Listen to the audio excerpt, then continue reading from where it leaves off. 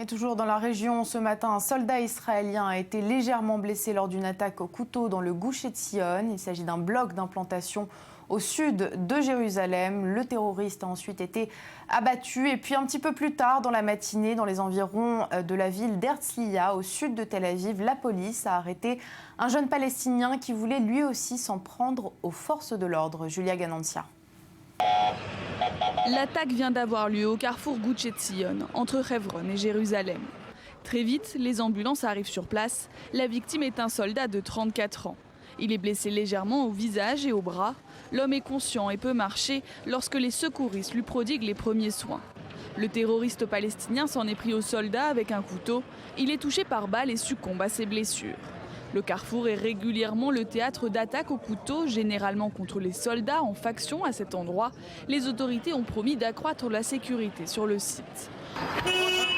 En fin de matinée, autre scénario dans les environs d'Herzliya. La police israélienne mène une intense chasse à l'homme dans le secteur. Les forces de sécurité sont à la recherche d'un Palestinien de Jérusalem-Est, Ahmed Khatib, âgé de 20 ans, qui fait part sur Facebook de son intention de commettre une attaque au couteau. Il réussit à forcer un barrage à Jérusalem. Son véhicule est retrouvé abandonné au nord de Tel Aviv. Le jeune homme, soupçonné de vouloir passer à l'acte, est finalement interpellé en fin de matinée dans une des rues principales de Herzliya. C'est là déjà que sont déployées depuis vendredi de nombreuses forces de sécurité. Objectif, renforcer la surveillance autour des établissements scolaires depuis la fusillade de Tel Aviv.